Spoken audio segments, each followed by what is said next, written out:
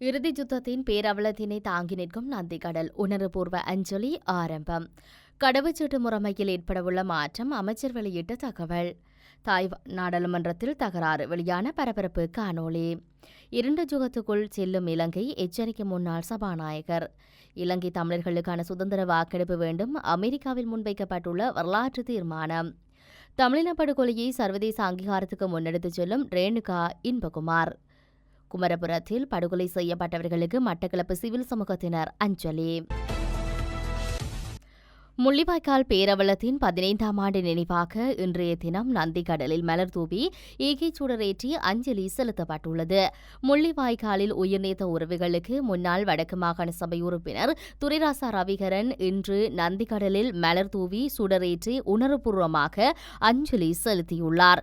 குறித்த அஞ்சலியின் பின்னர் ரவிகரன் கருத்து தெரிவிக்கையில், எங்கள் பெருமைமிகு வரலாற்றின் சோகமான இறுதி காட்சிகளின் மௌனமான சாட்சியே இந்த நந்திக்கடல். ஏராளமான எங்கள் உறவுகளின் கண்ணீரும் செந்நீரும் கலந்துள்ள இந்த கடலணையை வணங்கி உயிர்நீத்த எங்கள் உறவுகளுக்கு மலர் தூவி அஞ்சலி செலுத்தியதாக குறிப்பிட்டுள்ளார். மேலும் இந்த அஞ்சலி நிகழ்வுகளில் முன்னாள் கரித்துறைப்பற்று பிரதேச சபை உறுப்பினர் ஜெகதீசன், சமூக செயற்பாட்டாளர் பீட்டர் இளஞ்சொல்லியன் ஆகியோரும் கலந்து கொண்டிருந்தமை குறிப்பிடத்தக்கது. இலங்கையில் பாஸ்போர்ட் முறைமையை அடுத்த சில மாதங்களில் அறிமுகப்படுத்த நடவடிக்கை எடுக்கப்படும் என பொது பாதுகாப்பு அமைச்சர் திரான் அலஸ் தெரிவித்துள்ளார். கொழும்பில் இடம்பெற்ற நிகழ்வொன்றில் கலந்து கொண்டு உரையாற்றும் போதே அமைச்சர் இதனை குறிப்பிட்டார். பாதாள உலகங்கள் மற்றும் குற்றச்செயல்களை தடுப்பதற்கு சாத்தியமான அனைத்து நடவடிக்கைகளும் எடுக்கப்படும் என்றும் அவர் வலியுறுத்தியுள்ளார். நாடளாவிய ரீதியில் உள்ள அனைத்து காவல் நிலையங்களையும் உள்ளடக்கிய சிவில் சமூகத்தை பிரதிநிதித்துவப்படுத்தும் மக்களை ஒன்று திரட்டும் மக்கள் பிரதிநிதிகள் கூட்டம் பொது பாதுகாப்பு அமைச்சர் திரான் அலஸ் தலைமையில் நேற்று பிற்பகல் கொழும்பில் நடைபெற்றது. இதன்போது வைத்தியர்கள், சட்டத்தரணிகள், ஆசிரியர்கள் மற்றும் ஏனைய நிபுணர்கள் அடங்கிய குழு ஒன்று தமது பிரதேசங்களில் ஏதேனும் பிரச்சினை ஏற்பட்டால் அதனை நேரடியாக பொது பாதுகாப்பு அமைச்சருக்கு அறிவிக்க முடியும் என்றும் குறிப்பிட்டுள்ளது. தைவான் நாடாளுமன்றத்தில் சீர்திருத்த நடவடிக்கைகள் தொடர்பான வாக்கெடுப்பின் போது முக்கிய கட்சிகளின் அரசியல் பிரதிநிதிகளிடையே தகராறு ஏற்பட்டுள்ள காணொலியானது சமூக வலைதளங்களில் வெளியாகி பரபரப்பை ஏற்படுத்தியுள்ளது. ஏற்பட்ட தகராறின் காரணமாக தைவான் நாடாளுமன்றமே போர்க்களமாக காட்சியளித்துள்ளதுடன் வெளியான காணொலியில் அரசியல் பிரதிநிதிகள் ஒருவர் தள்ளிவிட்டு அடித்துக் கொள்ளும் காட்சிகள் பகிரப்பட்டுள்ளது. சபாநாயகரின் இருக்கைக்கு அருகில் சென்ற பிரதிநிதிகள் மேசை மீது ஏறி நின்று கூச்சலிட்டு ஒருவரை ஒருவர் இருக்கையில் கீழே இழுத்து தாக்கிக் கொண்டுள்ளனர். அத்தோடு தைவானில் பிரதான எதிர்க்கட்சி மற்றும் ஒரு கட்சியான தைவான் மக்கள் கட்சியுடன் கூட்டணி வைத்தால் ஆளுங்கட்சி பெரும்பான்மையை இழந்துள்ளது.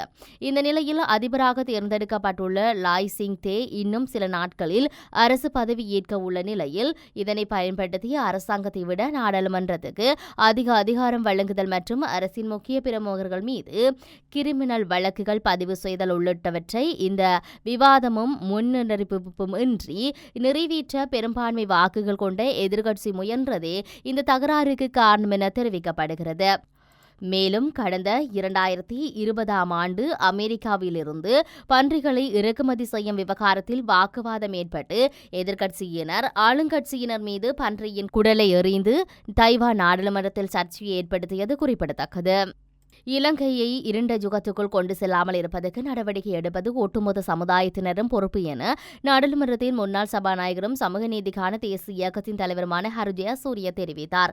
இந்த நிலையில் இலங்கையில் இடம்பெற்ற யுத்தத்தில் உயிரிழந்தவர்கள் மற்றும் காணாமல் போனவர்கள் தொடர்பில் அனைவரும் உணர்வுபூர்வமாக செயல்பட வேண்டும் என அவர் வலியுறுத்தினார். யுத்த காலத்தில் உயிரிழந்த மற்றும் காணாமல் போனவர்களை நினைவுகூரும் வகையில் மூதூரில் கஞ்சி வழங்கி மேற்கொள்ளப்பட்ட நடவடிக்கைக்கு அரச அதிகாரிகள் எதிர்ப்பு தெரிவித்தமை தொடர்பில் வருத்தம் அடைவதாக அவர் தெரிவித்துள்ளார்.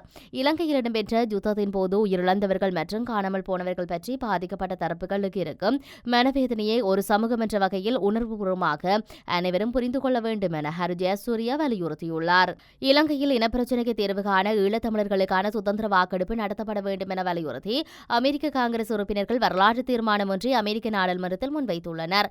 அமெரிக்க காங்கிரசின் 7 உறுப்பினர்களுடன் இணைந்த நிலையில் அதன் உறுப்பினரான வைலி நிக்கலினால் இலங்கையின் மோதலுக்கு ஒரு தீர்வாக ஈழத்தமிழர்களுக்கான சுதந்திர வாக்கெடுப்பு அழைப்புக்கு விடுக்கும் இந்த முக்கிய தீர்மானத்தை அறிமுகப்படுத்தியுள்ளார். HRES 1230 என அழைக்கப்படும் இந்த தீர்மானம் ஈழத்தமிழர்களுக்கான ராஜதந்திர வழிகளை வலுப்படுத்த அமெரிக்க நிர்வாகத்தை வலியுறுத்தியுள்ளது. அத்துடன் அமைதியான மற்றும் ஜனநாயக ரீதியில் நிரந்தர தீர்வை காண தமிழர்களின் சுயநிர்ணய உரிமையின் அடிப்படையில் சுதந்திர வாக்கெடுப்புக்கு அழைப்பு விடுகிறது. இலங்கையில் இனப்போர் முடிவடைந்து 15 ஆண்டுகள் நிறைவையொட்டிய இந்த தீர்மானம் தீவில் சிங்களவர்களுக்கும் தமிழ் மக்களுக்கும் தனித்தனியான இறையாண்மையை கொண்டிருந்த காலனித்துவத்துக்கு முந்தைய காலத்தை நினைவுபடுத்தியுள்ளது. 1833 ஆங்கிலேயர்கள் ஒற்றையாட்சி நிர்வாகத்தின் கீழ் சிங்கள மற்றும் தமிழ் பிரதேசங்கள் இணைத்ததை இந்த தீர்மானம் சுட்டிக்காட்டியது. தமிழர்களின் சுயநிர்ணய உரிமையை வலியுறுத்தி சுதந்திரமான இறையாண்மையுள்ள மதச்சார்பற்ற தமிழீழத்தை மீட்டெடுப்பதற்காக 1976 தமிழர்களின் வட்டுக்கோட்டை தீர்மானம் நிறைவேற்றப்பட்டதாக அமெரிக்கா தீர்மானம் குறிப்பிட்டுள்ளது. இலங்கையின் அரசியலமைப்பின் 13வது திருத்தம் தமிழர்களுடன் எந்த ஆலோசனையுமின்றி கொண்டுவரப்பட்டது என்ற அடிப்படையில் தமிழர்களின் அபிலாசைகளுக்கு அது தீர்வாக அமையாது என்று தமிழர்களின் தலைவர்கள் அதனை நிராகரித்தமை இந்த தீர்மானம் சுட்டிக்காட்டுகின்றது. இந்த நிலையில் தீர்மானத்தின் முதன்மை கோட்பாடுகளாக 1. ஈழத்தமிழர்களுடனான ராஜதந்திர வழிகளை வலுப்படுத்த அமெரிக்காவை வலியுறுத்துதல். 2. தமிழர்களின் சுயநிர்ணய உரிமையின் அடிப்படையில் நிரந்தர அரசியல் தீர்வை நோக்கி செயல்படுத்துமாறு அமெரிக்காவையும் சர்வதேச சமூகத்தையும் வலியுறுத்துதல். 3. இலங்கை செய்த தமிழ் இனப்படுகொலையை அங்கீகரித்தல் என்பன குறிப்பிடப்பட்டுள்ளன. இலங்கையில் உத்தியோகபூர்வமாக அங்கீகரிக்கப்படாத முள்ளிவாய்க்கால் நினைவு தினம் புலம்பெயர்ந்த தமிழர்கள் சர்வதேச ரீதியில் அதனை நினைவு கூறுகின்றனர் என்று ஆஸ்திரேலிய ஊடகம் இன்று செய்தி வெளியிட்டுள்ளது. முள்ளிவாய்க்கால் நினைவு தினம் எனப்படும் தமிழர் இனப்படுகொலை நினைவு தினம் ஒவ்வொரு ஆண்டும் மே மாதம் 18ஆம் தேதி அனுஷ்டிக்கப்படுகிறது. இந்த நிலையில் ஆஸ்திரேலியாவின் இளம் தமிழ் செயற்பாட்டாளரான ரேணுகா இன்பகுமாரனின் நேர்காணலை குறித்த ஊடகம் செய்தியாக தொகுத்துள்ளது. ரேணுகா தனது 10வது வயதில் ஈழத்தமிழ் எதிரிகளாக போராடத் தொடங்கியுள்ளார். தற்போது 21 வயதாகும் அவர் தமிழீழ இனப்படுகொலை பற்றிய விழிப்புணர்வை ஏற்படுத்துவதுடன் மட்டுமல்லாமல் ஆஸ்திரேலியாவில் உள்ள ஈழத்தமிழ் எதிரிகளின் கதைகளை பகிர்ந்து கொள்ளவும் தனது குரலை தொடர்ந்து பயன்படுத்துகின்றார். 2009ஆம் ஆண்டு 25 ஆண்டுகளாக நீடித்த இலங்கை உள்நாட்டு போர் முடிவுக்கு வந்ததாக அதிகாரப்பூர்வமாக அறிவிக்கப்பட்டது.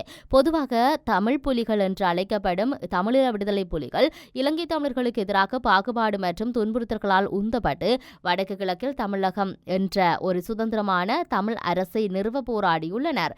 இந்த உள்நாட்டு கலவரத்தின் போது ஈழத்தமிழ் சமூகம் மரணங்கள், துன்புறுத்தல்கள் மற்றும் தீர்க்கப்படாமல் காணாமல் போனவர்கள் போன்ற துன்பங்களை எதிர்கொண்டுள்ளது. ரேணுகா தனது குடும்பத்தினுடன் சேர்ந்து தமிழீழ இனப்படுகொலையின்களின் சர்வதேச அங்கீகாரத்துக்காகவும் இலங்கை உள்நாட்டு போருக்கு பின் தொடர்ந்து உரையாடல்களை உருவாக்குவதற்காகவும் நீண்ட காலமாக பிரச்சாரம் செய்து வருகிறார். தற்போது வெஸ்டர்ன் சிட்னி பல்கலைக்கழகத்தில் தனது இளங்கலை சட்டம் கலைப்படிப்பை முடிக்கும் நிலையில் உள்ள ரேணுகா தனது வாழ்க்கையில் தனது சமூகத்துக்கு ஆதரவு என மாற்றத்தை சுயாதீனமாக உருவாக்குவதை நோக்கமாக கொண்டுள்ளார் என்று ஆஸ்திரேலிய ஊடகம் குறிப்பிட்டுள்ளது. அத்துடன் நான் என் வாழ்நாள் முழுவதும் தமிழ் ஈழத்துக்கு சென்றதில்லை, எனினும் அந்த வார்த்தையை மட்டும் என்னால் முன்னோக்கி எடுத்துச் சொல்ல முடியும் என்று ரேணுகா குறிப்பிட்டுள்ளார். திருகோணமலை மாவட்டம் குமரபுரத்தில் படுகொலை செய்யப்பட்டவர்களுக்கு மட்டக்களப்பு சிவில் சமூகத்தினர் அஞ்சலி செலுத்தியுள்ளனர். முள்ளிவாய்க்காலில் உயிரிழந்த மக்களுக்கு அஞ்சலி செலுத்துவதற்காக சென்ற மட்டக்களப்பு சிவில் அமைப்பினரை திருகோணமலை குமரபுரத்தில் அஞ்சலி செலுத்தியுள்ளனர். இதன்போது மட்டக்களப்பு சிவில் சமூகத்தினர் சார்பில் லவகுமார் அருத்தந்தையர்களான ஜொகதாஸ் அடிகளார், ஜீவன் அடிகளார், ஜோசப் மேரி அடிகளார் மற்றும் ரஜினி உள்ளிட்ட பலர் கலந்து கொண்டனர்.